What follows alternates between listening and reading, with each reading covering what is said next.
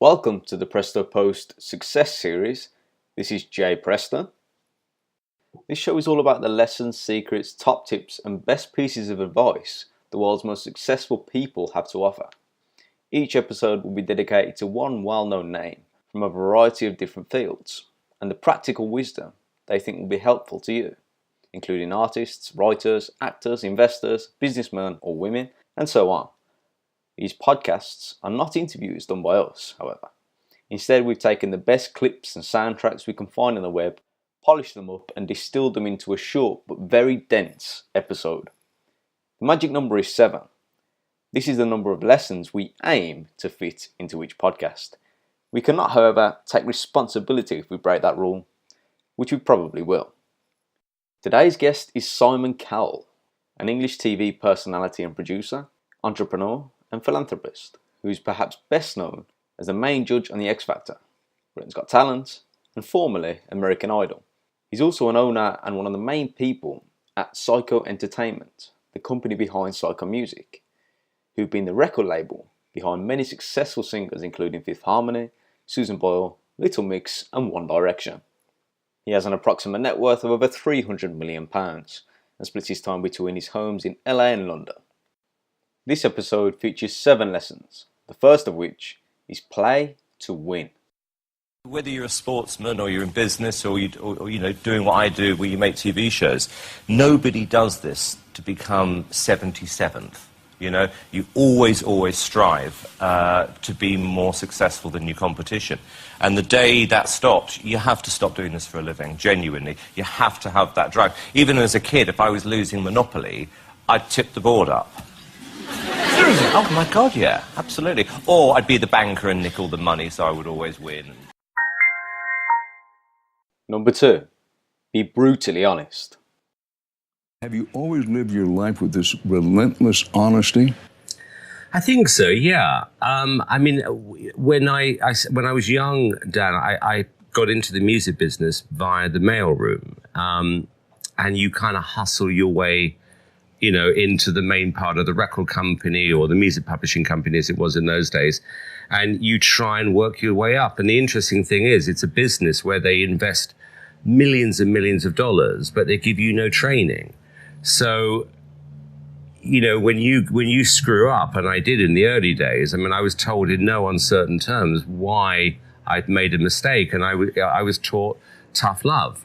And in return, I try and do the same thing back, because the worst thing you can do is, particularly when I do a talent show, if somebody comes in with absolutely no talent whatsoever and absolutely no chance of a career, I think it's a crime to say to these people, we'll take a couple of singing lessons and it will all work out, because it just doesn't work out that way. Number 3, don't only work harder than everyone else, but listen better than everyone else. If you really want to get good, you're the first in and you're the last out. And you listen rather than talking. Because if you're lucky in life and your eyes and ears are open, you may bump into somebody who can transform your life because they can teach you. But to meet that person, you've got to be receptive, if that makes sense.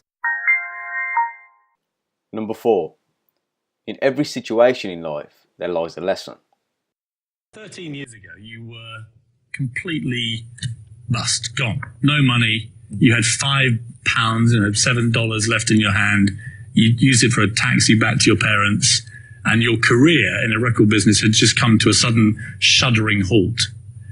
And here you are 13 years later, you're worth hundreds of millions of dollars. Life's taken a huge turn upwards. But I get the sense with you that what happened to you 13 years ago still defines you now. Yeah, it wasn't the best of times, but then again, when I look back on it, it wasn't the worst of times, because I think particularly here in Hollywood, where most people get it wrong is they're afraid of losing what they've got. They're just terrified of losing their fame, as you said, power, money. But actually, once you've lost it, you can always get it back again. It's not the end of the world. Being ill is worse.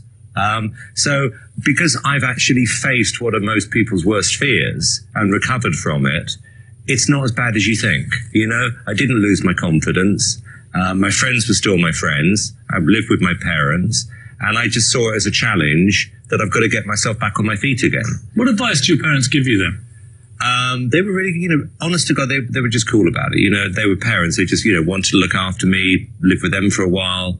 My dad lent me some money to pay the bank. Then eventually I managed to pay my dad back.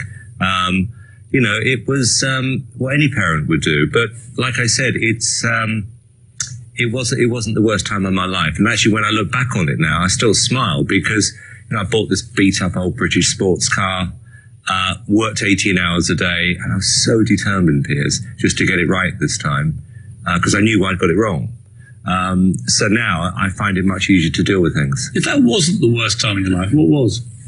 Well, when my dad died was the worst time in my life. As you know, you and I have discussed that. I mean, it was just that, like getting ill, losing a parent or losing somebody close to you. That's the worst thing that could ever happen in your life. All the things that I worry about now, just trivial. I mean, even the whole kind of Idol X Factor thing, I laugh about it because it's such a high-class problem. My show is better than your show. It's like, but we both got a show. It's a bit like Colin Firth and Hugh Grant and the Fountain in Bridget Jones. Exactly. Fighting, Exactly. Over what? I mean, the fact that we're here, we can do this, it's fantastic. Number 5, make other people feel important. I noticed one of your sayings that the first thing you try to do is convince the other person that you're going to make them feel important. It's good that you mentioned that. It's something my dad taught me when I was very young. And I asked him a question once, how he runs a company. And he said, it's very simple. He said, everybody has a sign on their head that says, make me feel important. And it's something I've always been very aware of, that when you make a show and you've got 150 people on it, every person on that show rightly has to feel that they're acknowledged for the part they play. If you start thinking it's all about you, you've got a big problem. Number 6, don't create for others. Create for yourself. Create you.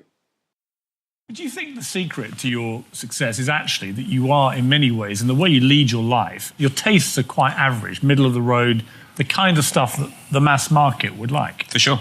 Absolutely right. And I don't think you can make records, I don't think you can make TV shows properly unless you can sit there as a listener or a viewer. You can't guess what people like. It would be like me guessing what you want for dinner. It's impossible. I can tell you what I want. So I base everything on my own tastes. And I have, fairly broad, I'd say quite simple taste. And finally, number 7. If you lose it all, so what? Shit happens in life. Just get up and go again. The tower of success is built upon a foundation of failures, or in other words, opportunities. The Simon's luck eventually ran out. Despite the hits, his record company collapsed. He turned up at his mum's door with just £5 to his name. It was shattering for him to have to move back in with his parents again at the age of 30-something. Never complained, never, ever, ever felt sorry for himself. He just was determined to do something about it. And he did. You're 30 years old, you've got no money, literally, you're down to a few quid, and you're heading home to your mum and dad. What's going through your mind? I was in a cab, and I was working out. I'm not sure whether the £5 is going to cover the cab fare. I mean, literally, that was it. It was all gone. So that was my only thought. It was during the 1980s. It was a time where everybody was borrowing a ton of money. It was the yuppies. It was driving Porsches, whatever. Everything was borrowed or everything was mortgaged, and the whole lot literally came crashing down. And I owed the bank, I don't know, £300,000 or £400,000. I had to sell my house, my car. In a strange way, it was incredibly liberating. Because, everything wasn't mine. It belonged to somebody else. And I never really missed it because it wasn't actually mine in the first place. What did your mum say when you walked through the door? Oh, she was really happy. Couldn't wait to get me back. They were absolutely fine. And it was very interesting because at a time like that, you really realise who your friends are. And my friends really were my friends. I wasn't embarrassed. I paid back the bank loan. Bought an old sports car, which I loved, an old TR6 for £7,000. Used to bomb around in that. And I just thought this time, I'm going to do it properly. I'm going to take my time. I'm not going to borrow money. And I kind of, in a weird way, enjoyed it. How did you get back on your feet? Was there a person who said, you know what, I still believe in you? I'd say, my dad really more than anything else, because he, when I went back to live there, I mean, they had a nice flat in London. It was fine. I mean, what did he say to your dad? He just basically said, look, you've just learned a lesson. He didn't really preach other than you've got to do it properly. If you like this podcast and would like to see more of them, there are many ways you can support it. You can leave a review on iTunes, our website, or wherever else the podcast appears. You can share it with friends, on social media, or on your own blog or podcast. You can purchase any books we recommend via the Amazon links on our website, in which we'll receive a small commission. Or you can support us directly via a donation. Just scroll to the bottom of our website and press donate.